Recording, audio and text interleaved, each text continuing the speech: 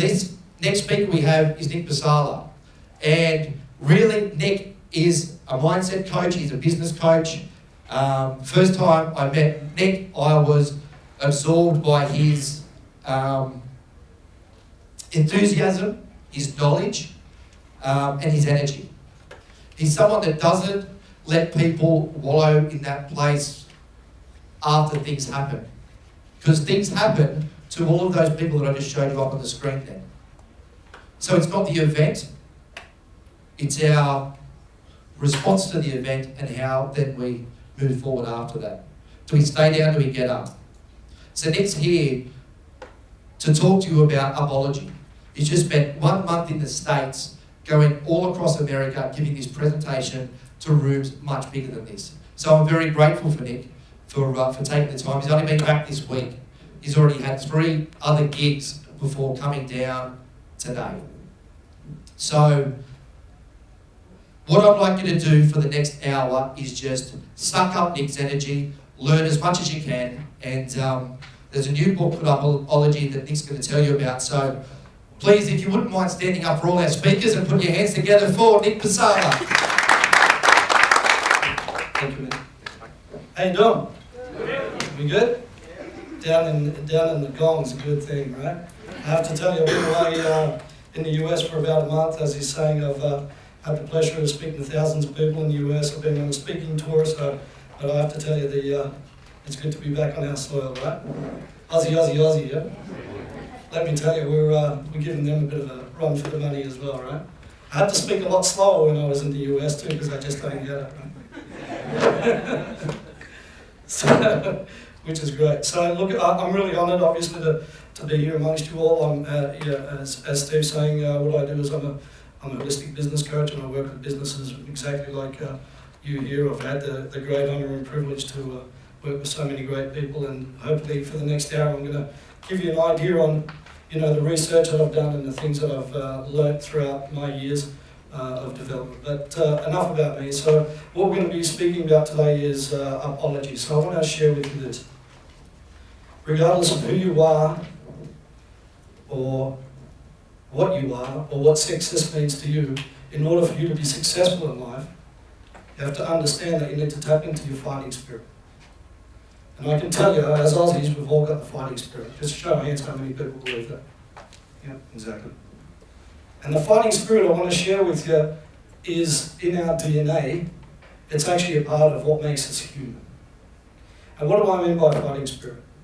I want to share with you that the research that I've done with thousands of business owners throughout the world always brings me back to the same denominator. That in life, we're going to take a beating. How many people here have ever had a beating in life? Emotionally, physically, mentally, spiritually. We all have this, right? And I've worked, as I said, with businesses all over the world. And what I keep on seeing once again is every time that you take a beating, right, you've got the ability to change. Now, what do I mean by a beating? A beating comes in all forms, shapes, and sizes, regardless of who you are, whatever status that you may have, where you think you are, how much money you've got, they're always the same. And a beating looks something like this. I asked the girl of my dreams to marry me, and she says no. I work on a project for 2 years, only for it to fail. I open up a business, and 12 months later, it's done. Well, the worst part of a beating is I have a death of a loved one that rocks my world. Now, I can tell you I'm nobody special, and I'm probably not one of those guys that's born with a silver spoon in their mouth. How many people know what I'm talking about? Everything that I've had to do up until today has always come so hard for me. I've got to work really hard at it. I've got to do things. Most importantly, what I want to share with you is if you've got the ability to dust yourself back up, stand up straight, and have another go, it means that you've gotten through a beating. Does everybody understand this? Show of hands. Yeah. So what I'm going to share with you today is a methodology of understanding how you can have a really successful business life and a really successful personal life, because the two combine together. Now, what I want to share with you is every time that I've taken a beating, what I've managed to do is not only tap into my fighting spirit, but what I've managed to do is look at heroes. And heroes for me don't necessarily come with a cape, and they don't come with a mask. Heroes for me are everyday, ordinary people, and most of the times, the heroes that I tap into don't even realize that they're heroes. And that my hero that's helped me through time and time again is my sister. And this is my sister here, her name's Josephine. This is with one of her sons, James, and that's with her husband, Ray. And what I'm going to share with you is, some people take beatings in life, and unfortunately they don't recover. So if you're in business, and you've taken a beating in life, if you don't recover from it, it's always going to keep on affecting your business, and I'll talk to you about that in a second. But I'm going to share a little bit about somebody that's taken a beating that influenced my life drastically. And that person is James here in the middle. So my sister's also got another son called Paul. He's not in this photo. So James was born, and he was born with thalidomide. Does anybody know what that is? So basically it's shortening of the arms. And he was also born with a hole in his heart. And that hole in his heart, you could pretty much drive a truck through. So within 24 hours, he's taken his first beating. He has to have open heart surgery. This is back in the 80s. Open heart surgery. And he's born this way. So my sister takes a beating. You can imagine, anybody got children in here?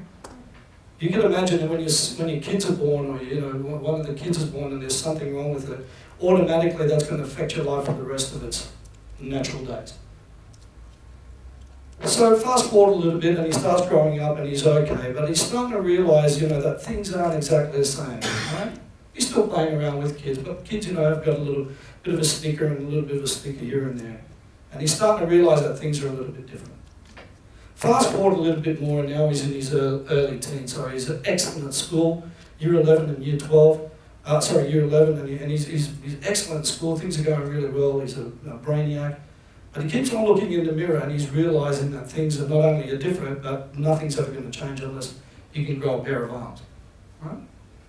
So he keeps on taking this beating, and one day he realises that what he most wants in life is the affection of a woman. Now, when you're 17 or 18, what you want to do is not only fit in. I mean, if you've got a pimple on yourself, it looks like it's a major drama, right?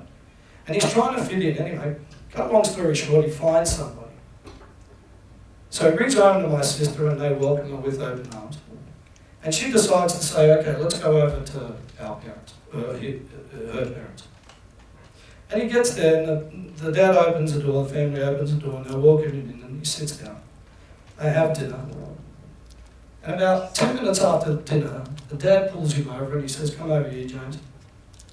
And he says, let me tell you one thing for certain. He said, you'll never ever go out with my daughter. He goes, because if something happens and you guys decide to fall in love and have children, they're going to turn out like you. Now you can imagine what that does to somebody at the age of 17, right? Everybody can understand this, right? So he takes another beating, but guess what? He gets back up, dusts himself off, and keeps going. Remember, it's the human spirit that I'm talking about.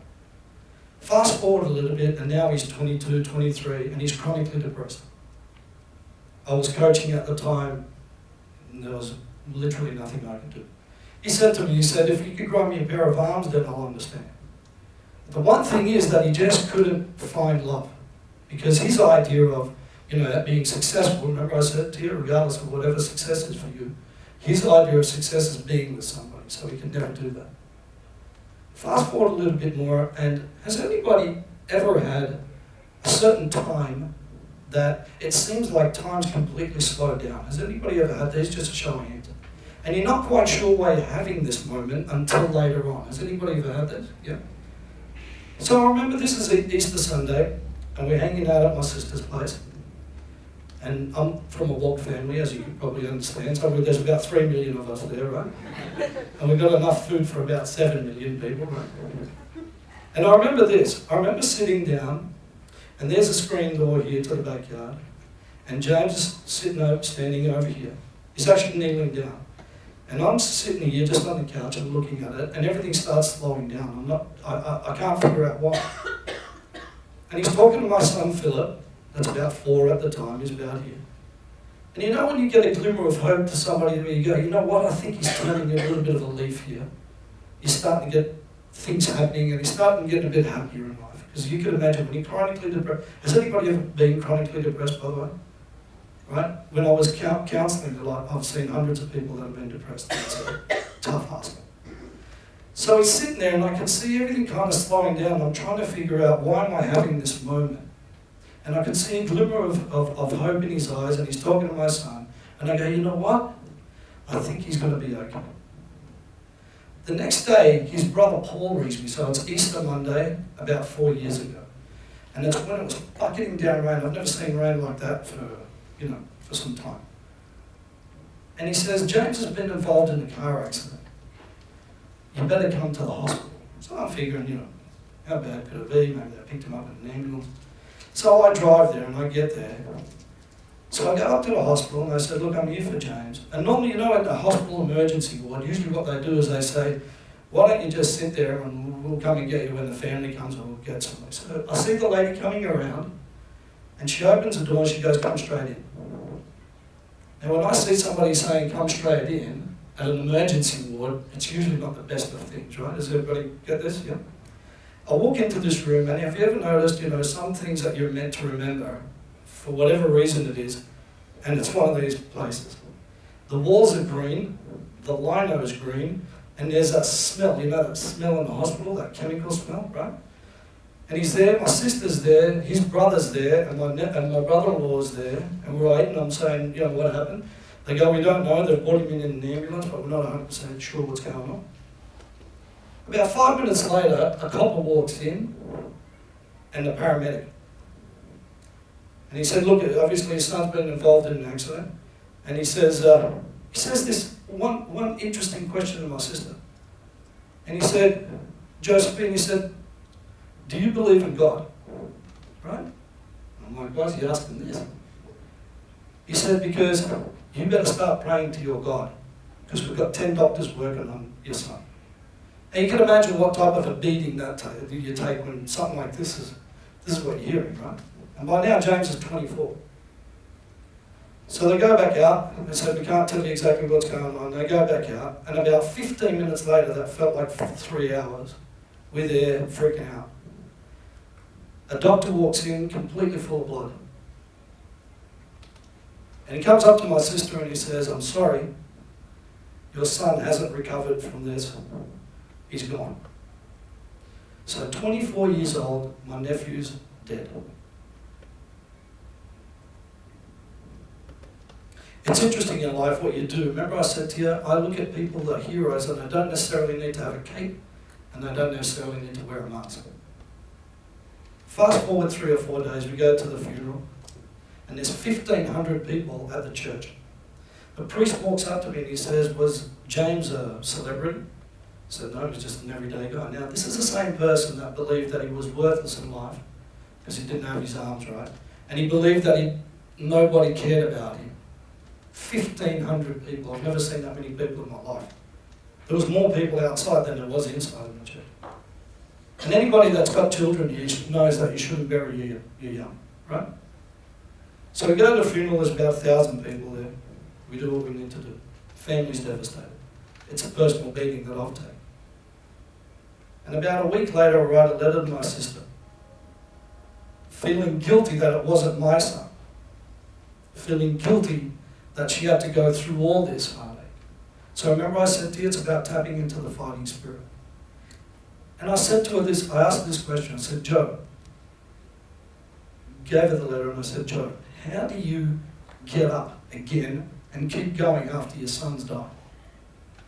And she says this to me, I can either get busy trying to live or I can get busy dying. So I'm going to share with you, whether you're in business or regardless of what you've got in your life, you need to make a choice. I want you to write that down. You need to make a choice in life.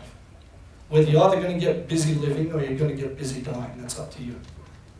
Now, I want to share with you some of the beatings that I've had. So, I remember when I was 13 years old, right, I'm at a blue light disco. Anybody been to a blue light? Show of hands. Geez, all you guys are pretty bloody old, eh? So I'm there, and do you remember at that day there was the latest hit out, and I can tell you it wasn't Britney Spears and it wasn't Madonna. Who it was, has anybody ever heard that song, Oh Mickey? Oh, right? So I hear, boom, boom, right? And all night, I've been checking out this blonde bombshell across the other side of the room, and I'm there with 3 of my mates. And finally, I muster up enough courage to go and ask her for a dance, right? I'm 13. So I walk up, there's this song, right? I had hair, by the way, then. Right? So I walk up to her, and I go, do you want to dance? And the music's really loud, and she goes, what? I said, do you want to dance? And she goes, what? I said, do you want to dance? And have you ever noticed that the music stops at the worst bloody possible time? And she leans back, and she leans forward, and she goes, I don't dance with wogs. So here's me, a beating and a half, and I'm trying to figure out what's going on, right? At 13, this has just rocked my world. So I try to rewind back, right? Trying to be mystical about it, and all my mates are going, what the hell's going on? I said, she just hurt her ankle, she couldn't be doing nothing, right? And I'm going to tell you what that means in a little while about putting all the things in, putting all your eggs in one basket. So fast forward a little bit, and I'm at my year 10 graduation. My parents are there, my sister's there, all my mates are there. And I go up in the year 10 graduation. I went to a Morris Brothers school, right? So it's a priest, that's the brother, right? I'll never forget this, his brother John. So in year 10, so this is early 80s. Should have said early 90s, but early 80s. So I walk up, right, and he comes up, and he grabs my hand, and he pulls me in close. There's no word of a lie. Pulls me in close, and he grabs my hand, he goes, shake my hand. So I'm shaking his hand. I'm 15, trying to figure it out. And he goes, mate, you better leave now. He goes, because you're hopeless. You're never going to be anything. Right? And make sure, he goes, and turn and smile. Make sure you smile for the camera. So we take a shot, and I'm like this. So I'm walked down, shaking. Everyone's patting me on the back. And my parents are proud. Now, as far as I understand in New South Wales, you need a license to drive a car, don't you? But you don't need a license to be a dickhead like this guy. So you can imagine what this done to me at 15. Is everybody starting to understand what beatings are about? Right?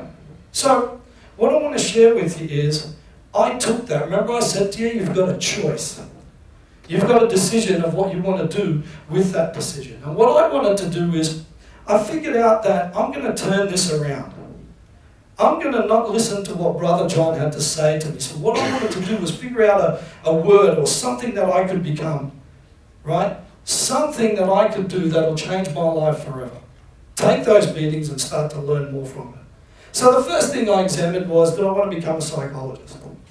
Now, have you ever noticed psychologists, what they do is they try to analyse something in your mind, and then try to analyse that, and then somebody else analyses that stuff, and it's this whole ton of analysis, and nobody's really getting anywhere. So I go, for me, a psychologist wasn't the way to go.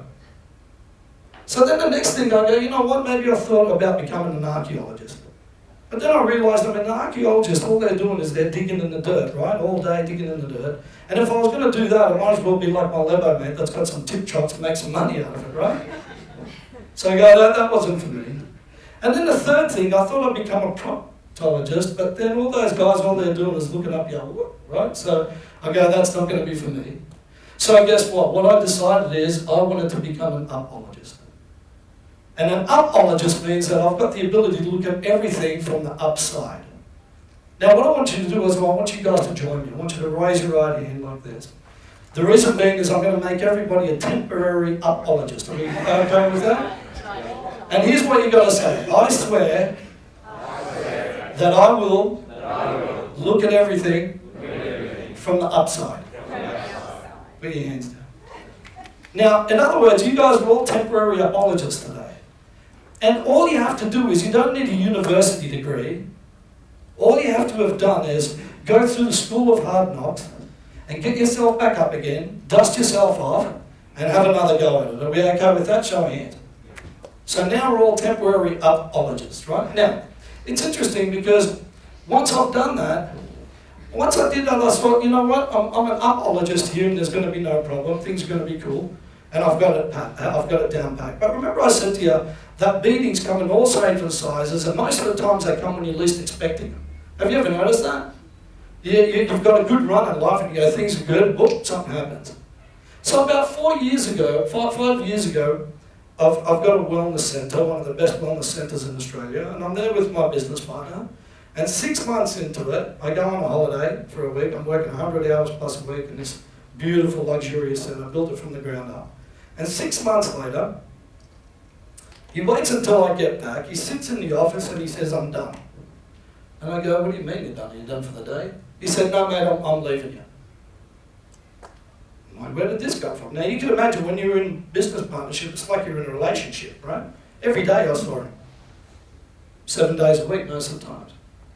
And he said, "I'm done." He said, "And also what I want to do is, mate, I want $500,000 for it." Now, 6 months into it, I've mortgaged my house. I've got $250 into it at least. Right, we've got clients and bills, right, everything else that you have with a business. And 6 months into it, he walks out. Anyway, cut a long story short, what we do is we figure out a deal and I start paying him. 6 months after that, he's not happy with it, and I get a knock at the door. And I open the door, and the guy hands me a subpoena. And he said, "Mate, what we're about to do is liquidate this business. You've got 14 days to come up with $500,000. My wife's pregnant with our second one. I've got bills coming through everybody knows, right? And I'm trying to figure it out. Now, remember this, half of the money that came in through him is gone. So I'm trying to figure it out. Now, I've got 15 people working for me. It's a big centre, and I'm trying to figure it out. So cut a long story short, I said, "You know what, mate, I just can't do this, I'm going to sell it." So we end up selling it. We figure it out. Bank takes my house, takes all the money that I've got, because now I'm behind on the repayments, and I'm completely broke. And I remember this. Remember I said to you that certain moments in life are here to define us. Show of hands, remember that? So I move out of the house, and I'm standing there. I don't know what it is with green with me. And I'm standing in this little shoebox that we rented, right? And the carpet's green. I don't even know what the hell they're thinking with green carpet, right? And as everybody's seen this, the carpet's green and the bathroom's pink. What the hell's that about, right? I don't know. I think in the 60s everyone's way too much, or they're dropping those little acid tabs or something, right? So I'm standing there and I'm going, how did this come to this? I had a beautiful house that was renovated, all the rest of the stuff. I've got no money. And I remember I said to you, there's defining moments in life, and I go, what do I do now? I've got no money, no job, I'm trying to figure it out. And I remember kneeling down to my son, and I said to him, I said, "Philip, it doesn't matter where we are in life, the home is us. It's not these four walls." Now at 4 years old or 5 years old, he's not really understanding it, right? But I just wanted to make sure that certain beatings in life, he understands what they're about too, right? We moved the environment from a nice house to this shoebox. And I remember standing there and I said, how am I going to put food on the table?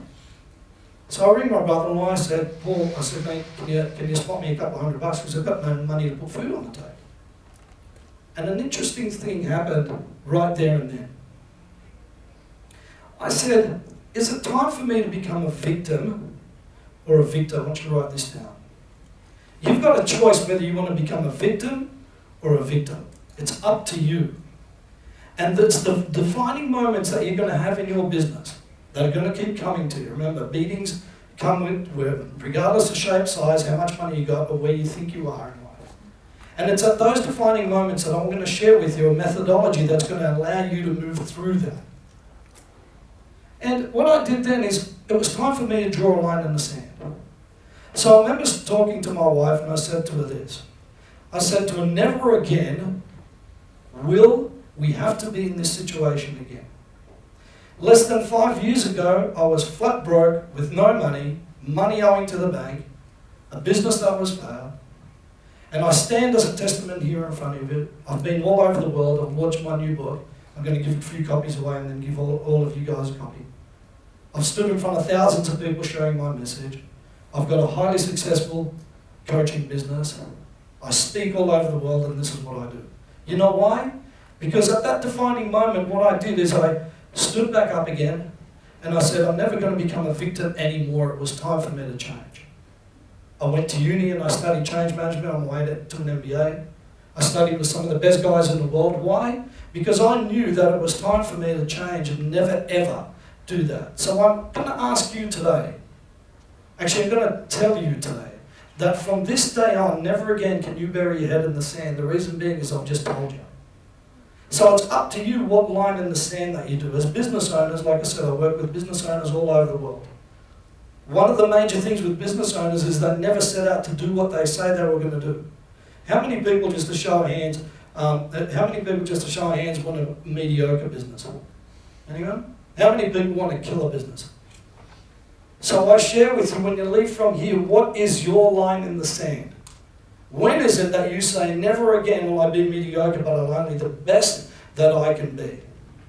Because if you're ready for that, what I'm going to do now is I'm going to show you a methodology, and these are the apology principles. Remember, you guys are all temporary apologists now. So it's time that you start looking at things from a different way, and it's time that you start looking at things from the upside. Why? Because if you look at things from the downside, the computer opens up and it just gives you everything that's negative. If you look at things from the upside, you've got the ability to change. And here's the 3 principles. Number 1, it's about attitude. What's your attitude every day? I've got a simple motto with attitude. As long as I'm standing up straight and I'm breathing air, it's a great bloody day. Anybody agree with that? It's a great day. How many people do you guys know that it doesn't matter what they've got, it just seems like it's this whole big bloody drama? How many of these guys do we know? You want to hear an interesting story? When I was 15, I think less, I was 13 or 14, the guy across the road from us won the lotto twice. Twice. I've never met anybody who won the lotto twice. It was like a bloody Dalai Lama. So I go there and he's got a beautiful red Porsche out the front. Now a 13-year-old and a red Porsche in the 80s, I'm like, man, this guy's the Messiah. And I remember this, there's no word of a lie, right? So he's hosing away, right, hosing away. And mate, I go, how you going? And he's kind of got this, shitty look on his face. I don't know what it was for him, but you start talking and he goes, I said, I know that you won the lotto. He goes, yeah, you wouldn't believe it. There's no word of a lie. He goes, you wouldn't believe it. Second time, there was 5 other people that won it and I only won 250. Now, 250 grand back in the 80s after he's won the middle, I mean, we're talking, serious bucks. I mean, you buy a jet for that. Does that make sense? So I want to share with you, every time that you're hanging out with somebody that's a life trainer like that, check your attitude in and say, mate, you know what? Thanks, I appreciate that, but it's not me. Does that make sense? Is everyone cool with that? Right? You guys are all apologists now, yeah? Now, the most important thing is your attitude is your altitude. However you approach something every day in life, so what I do, as soon as I wake up, in the morning, I give gratitude. I want you to write that down. You should give gratitude for all the great things in life that are about to happen to you during the day. I can tell you I've met some incredible people. I hang out with some of the best people on the planet. You know why? Because you are the sum of the 5 people that you hang out with. You can hang out with shitty guys or you can hang out with good guys, up to you, right? Now, the next thing is you've got to have a plan. I can't tell you how many business owners I speak with that have got no plan. I mean, how could you ever do anything if you don't have a plan? Guess what? You had a plan here. Remember I said to you, all the eggs in one basket. When I walked up to that girl and she goes, I don't dance with wogs. Guess what? That was all eggs in one basket. I didn't have any other strategy. I can tell you 1000% that in business, forget plan A, forget plan B, you've got to go all the way to, if I was in America, I'd go plan Z, all the way to plan Z. You know why? Because things change. In businesses, things ain't what they used to be. How many showing hands there, right? We've got to try to figure it out. So it's important that you've got a plan. And number 3, most importantly, you've got to do the work. You know how many people want success, but they don't want to do what success is? Remember, 5 years ago, I went flat broke. Today, I speak all over the world. I get paid handsomely, and I've got a killer coaching practice. Steve knows who I am, right? So it's about doing work. Now, it's interesting because you can either talk about it or you can do it. So all of you in business can either talk about it or you can do it. It's up to you. So let's talk about attitude. Now, most people, if they're not an apologist, in the past they get stuck in it. They can't do anything about it, right? In the present, what they do is they go, mate, I can't change anything. Because they're never looking at things from the outside. And most importantly, in the future, they go, it's set in stone. How many people do you know that? My mum had this, my mum had cancer, her mum had cancer, so that means I'm getting it. That's bullshit. It's genetically in us. That's not true at all. I mean, research shows that they've had twins that they've put them in 2 different spaces and they suffer different conditions. So, in other words, when you take accountability for your action, you can change. Now, as an apologist, I look at it differently. So, as all temporary apologists, guess what? The past, you can learn from it. Do you reckon I've learned that I'm part owner in companies, I sit on boards of companies. Do you think I've got partnership agreements in place now? Absolutely. It cost me my house, it cost me everything. So I've learned from that. And you know what? In the present now I create my future. About 6 months ago I said, you know what, I want to have a different conversation with people at a high level. And guess what? I just came back from 31 days in the States. And now I've been there twice in the last 4 months. And now I stand in front of you. So it's just a matter of learning from it. In the future, guess what? It's what you make of it. So please don't be under this whole influence that you can't change your future because you can. Now let's look at it as an attitude, as a process, right? And here's what I do with my business clients.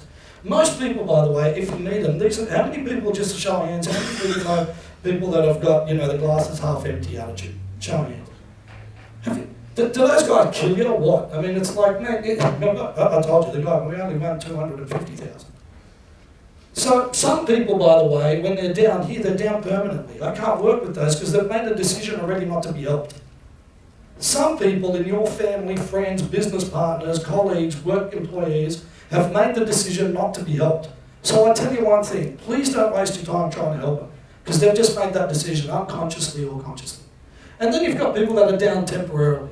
What I do is I help people at least get to the baseline because from the baseline I can only look up. Now, as an apologist, what I do is I help you become not only up temporarily, but help you up consistently. And most of the time, I help people do this. Now, remember I said to you, do you think that a beating is never going to come to you? You'd have your head in the sand if you think so. But guess what? Can I recover from a beating? Absolutely. Do I get them all the time? Absolutely. We do, something in campaign that doesn't go according to scratch, things that somebody booked me, then they change their mind. But I very rarely are down permanently anymore because I stay in around these areas. Every day is a great day. I get to meet people, I get to hang out with people, and guess what? I get to help them, inspire them and do the best thing in their life. So it's important to understand with your attitude which way you want to go. Now, I wanted to show this. Does anybody, show hands who knows the New Zealand All Blacks, right? Let me give you some stats on these guys. It's incredible. They're the only international team to win against every match opponent. They've won 75% of all games. They've played 509 and won 386 games. Just as a matter of interest, this team is the best team globally across any sporting code. Think Aussie rules, gridiron, anything that's a team sport, these guys are the best. And check this out, right? Everybody knows this. Check this out. This is attitude for you. Hang around, lead and touch. The All Blacks prepare to do the haka.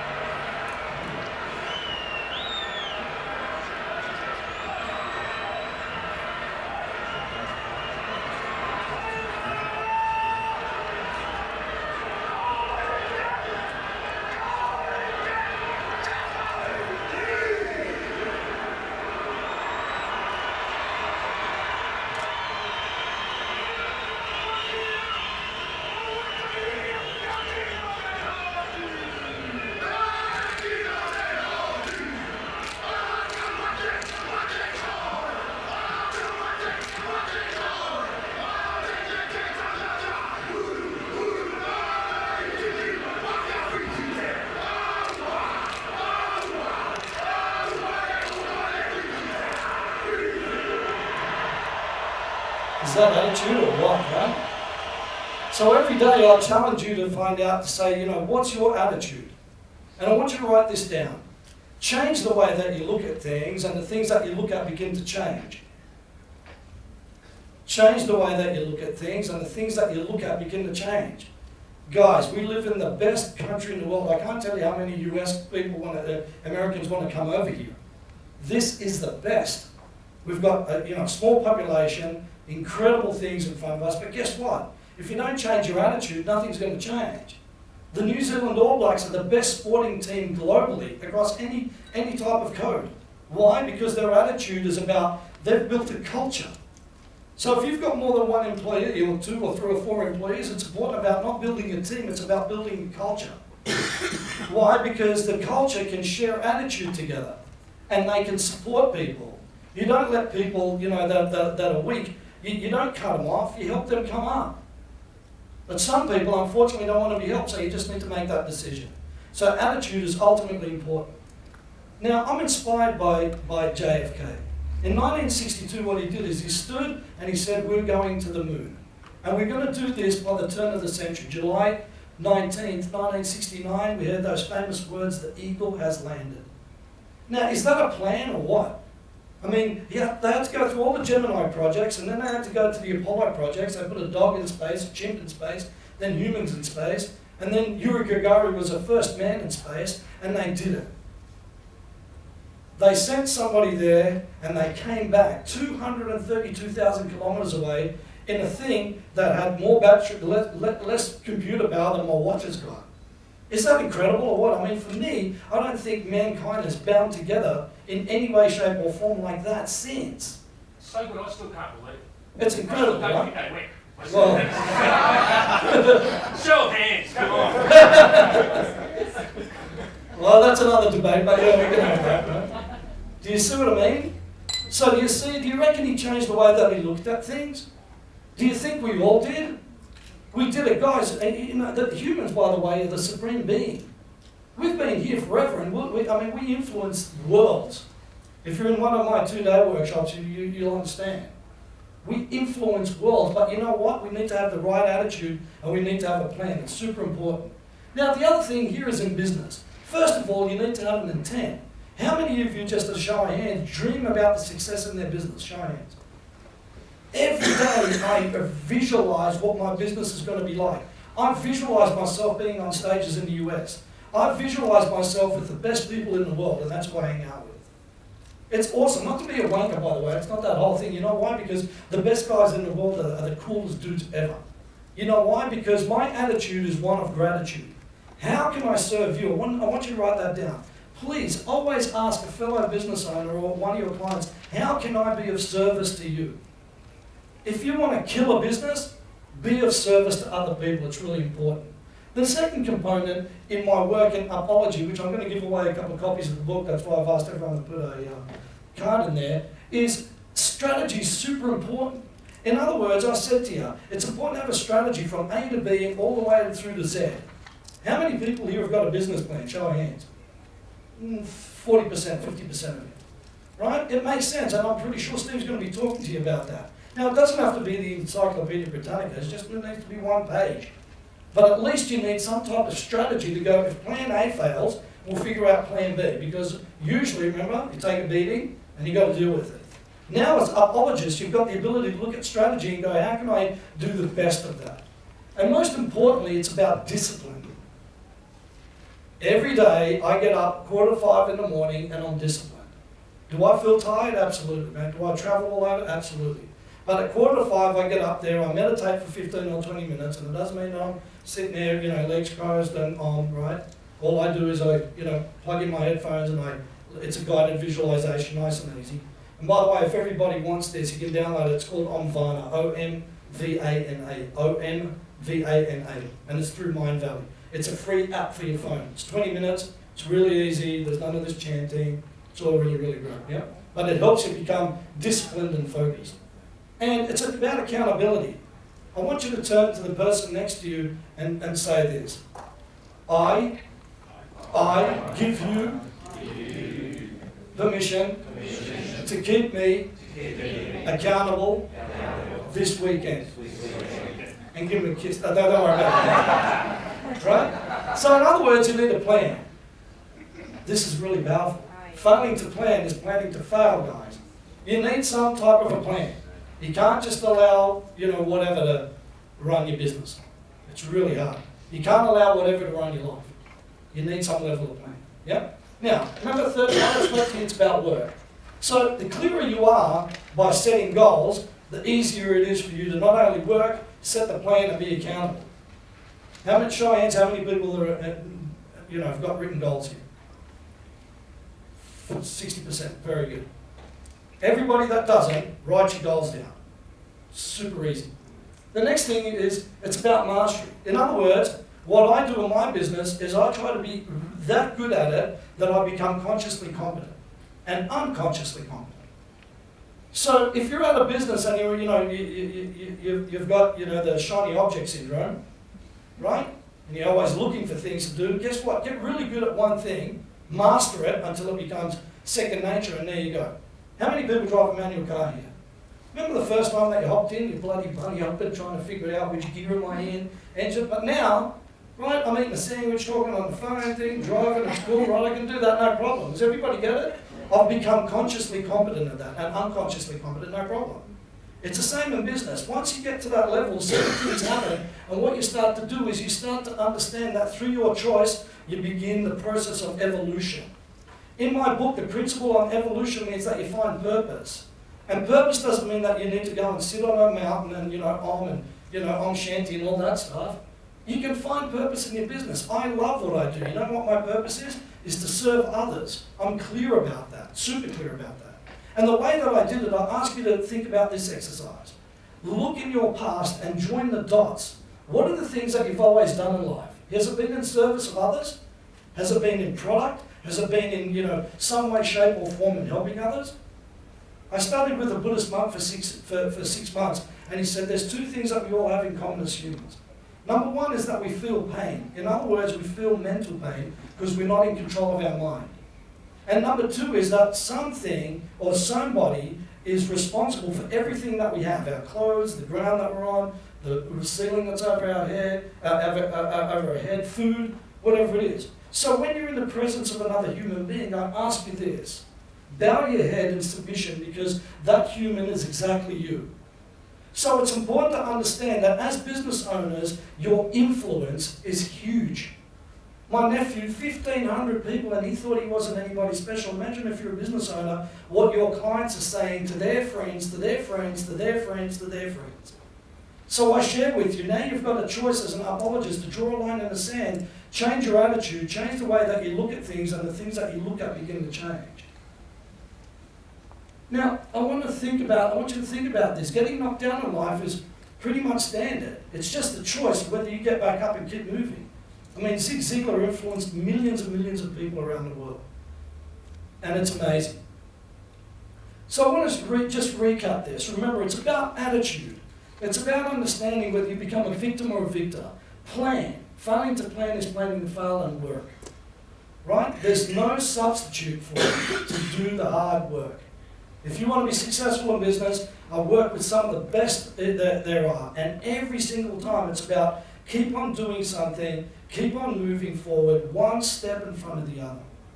Now, I want to share with you that it's really important. I want to share with you that you've got the ability, and I'd like to take from this, how many people have seen the movie Goodfellas? I love it. When Ray Liotta comes in, this is a guy that's on the wrong side of the tracks. And he wants to be something. Even though he wants to be a gangster, he wants to be made and he wants to do something. And he stands at the front of his house and he knocks on the door and he's hanging out in his chrome suit, looks like a chrome suit. And he walks in, remember I said to you, there's always things in life that try to beat you down. And his dad starts speaking to him and he slaps him across the face and he keeps on beating him down. Why? Because some people are just pissed off in life at your success. And that's just the way it's always going to be. But what he does is he comes back up and he says, the way I see it, sooner or later everybody takes a beating. It's what you do. Let me share with you guys, sooner or later you're going to take a beating, but it's what you do from that. And I want to share with you that you've got the ability to change things for the incredible. There's no greater success or no greater joy and privilege than to be in business for yourself. You know why? Because you make the rules. And as apologists, that having the ability to make all the rules is everything. Why? Because now you've got a choice. You can either A, become a victim or become a victor. You can change the way that you look at things and the things that you look at begin to change. But most importantly, you can start to change your life, the lives around you, be in service of others, if you just look at life on the outside. Thank you.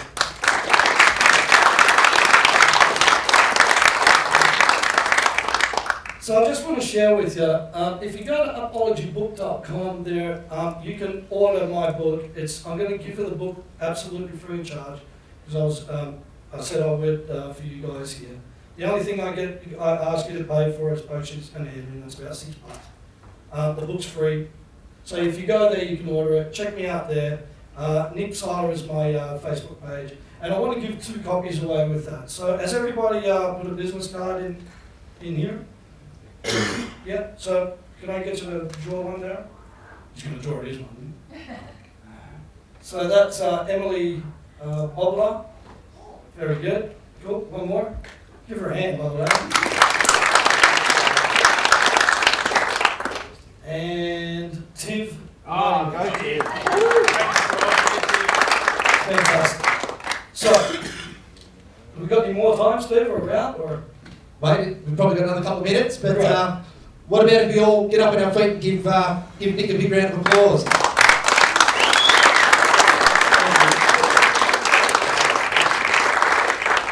Very good, that's excellent. So we're probably going to spend five minutes or so. Maybe Q&A or? Yeah. Let's throw it at you guys to ask a few questions. I don't know, good how to start off with. I was absolutely enthralled and just listening to that story, really emotional, and that the message lands of just getting up. Just getting back up, right? I mean, guys, it's by the way, in the book, it's an entire methodology on how you live your life and how you can run your business. I've shared this with guys all over the world, and the feedback's been amazing. It's not because I wrote it, it's just because if you're authentic with yourself, and you put down things that you believe are true and things that you believe are working, people today see through that. As a business owner, remember I said to you, if you can be up, if you can put a smile on your face, if you've got the ability to change somebody's life today, what are you waiting for? Business, regardless of what success is. Money, by the way, anybody that thinks money is success is bloody dreaming. Money is just but one component of the byproduct of what success is. Does everybody get this?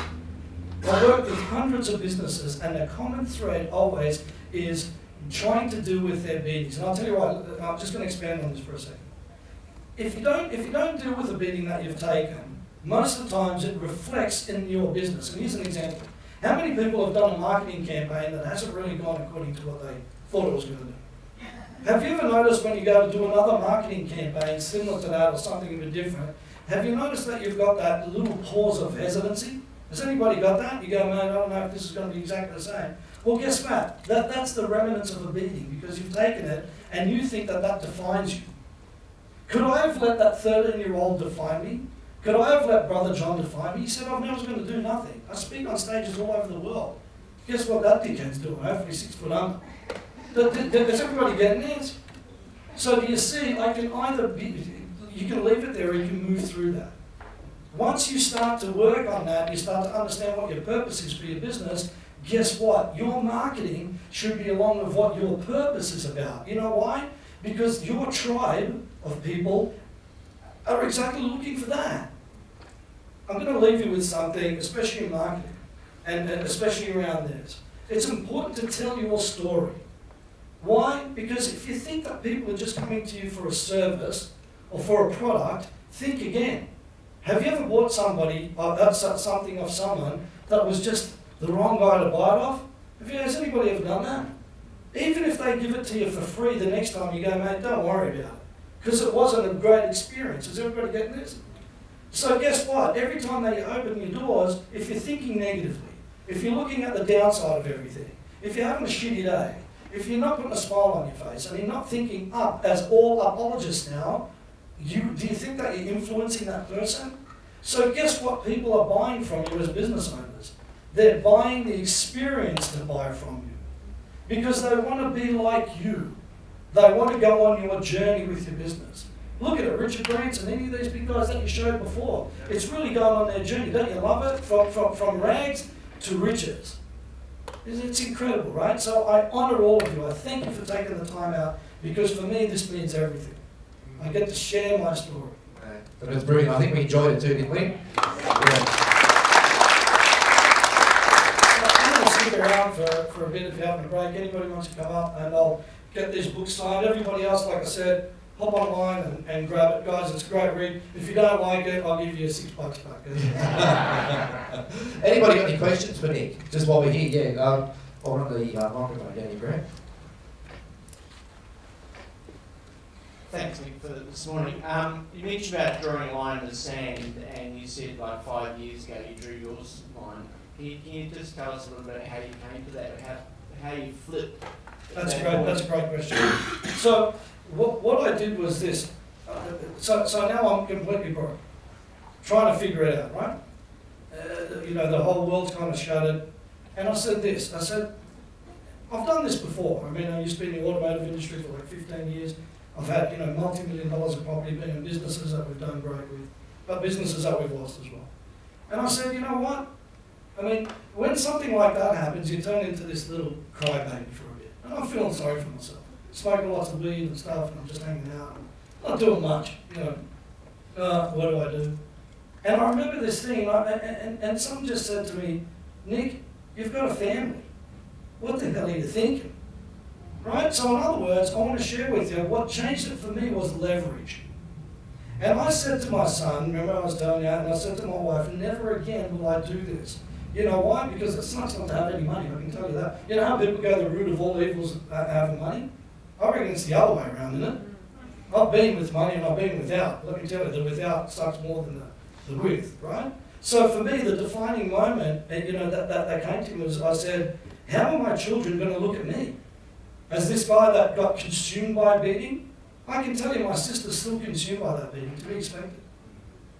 Every day it tries to get better, every day. But now she's looking forward because she's got a new grandson and everything else. So the defining moment for me was I looked at my son, and my daughter was then born, and I said, for me, you know what, it's time for me to change. So I got educated. Here's the most important thing, guys, in business. Every mistake or so-called mistake that you happen is actually a life event. And it always gives you a T-junction to go, you can either go left or you can go right. It's up to you what you want to do with it. So what I did is I needed to get educated. I said, well, I didn't know enough about business, or else I would have put a procedure in place that's no problem.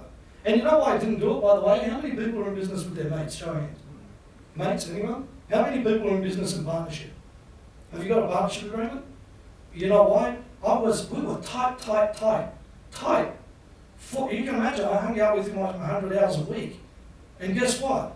Don't worry, mate, he's never going to do that, don't worry, mate. I come back, he's waiting for me to come back, and bang. So you know the worst part about that, by the way, I just thought I'd share this with everyone. I lost a friend. And that's the worst thing, because then it becomes like a bit of taste in me now. And if you think it's not going to happen to you, guys, think again. So for me, the defining moment was to go, I've got leverage. And I ask you, what's your leverage? It's important.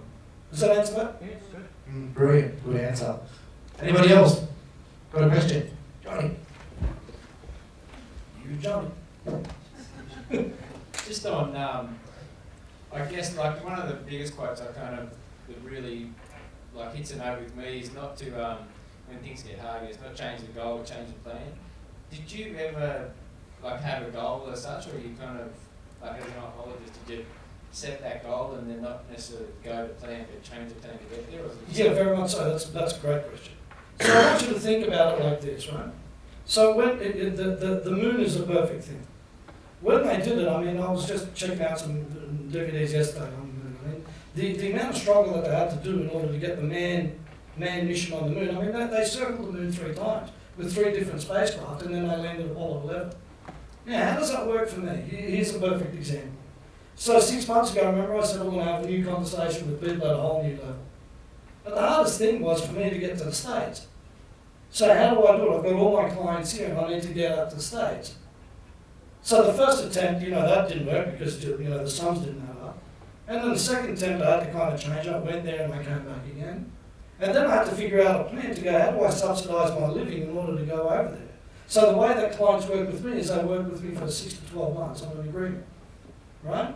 So in other words, what I had to do was, change it and adjust it that I'm also doing coaching. So while I was in the States, I'm up till 2 o'clock in the morning coaching my clients here because of the hour. So to answer your question, absolutely. I mean, I wrote the book. I wrote the book a year ago. My goal for this book was to be on my birthday, which is 25th of June to 1968 is when I was born, but to be ready. It was a year later, over a year later. So I had to adjust it, but the goal was finish the bloody book and get it out. Has anybody written a book, by the way? Mate, let me tell you, get somebody else to write it for you. It's a lot easier. You just narrate it, it's a lot easier, right?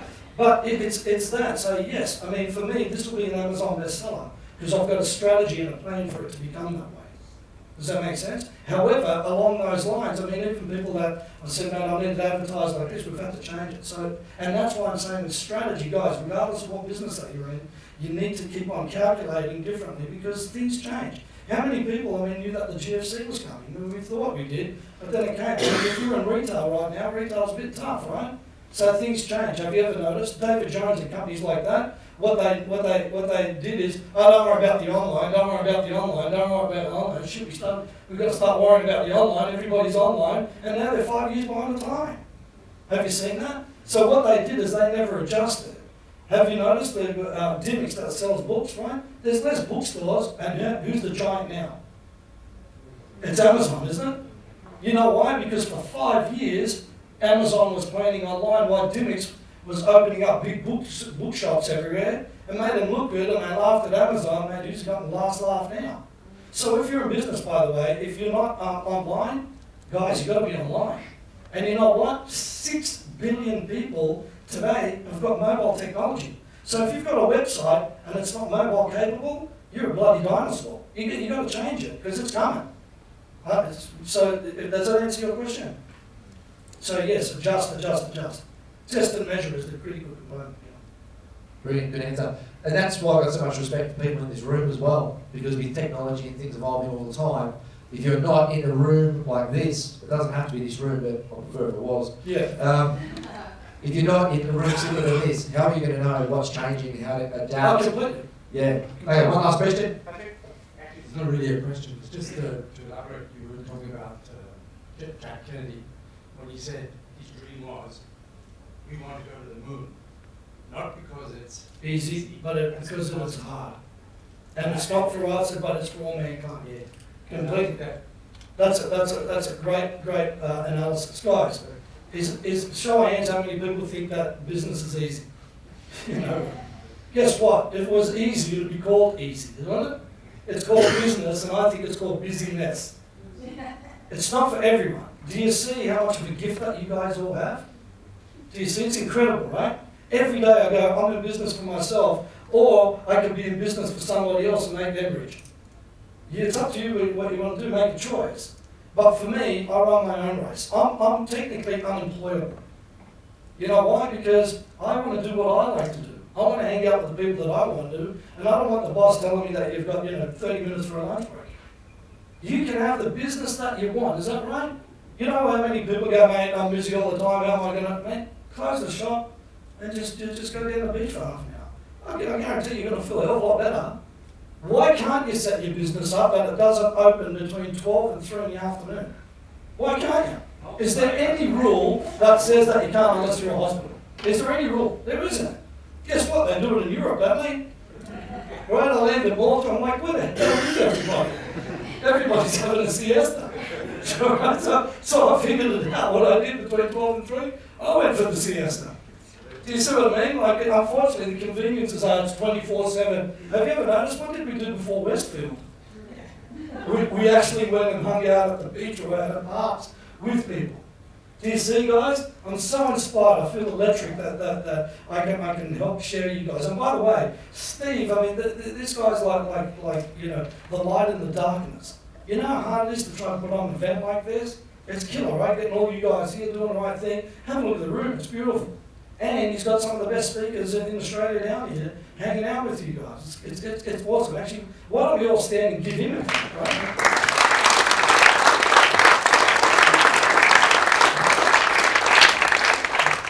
Thanks, guys. I really appreciate that. Cool. So can I just ask one more question? Sure. Guys, everybody here that's put a business card in, is it okay if I sort of put you on my email thing so I can send you out some cool stuff? I've got some, cool events and stuff. Is that cool? Anyone not want to do that? Bad luck, so you guys all. Thanks, guys. I appreciate it. That's awesome.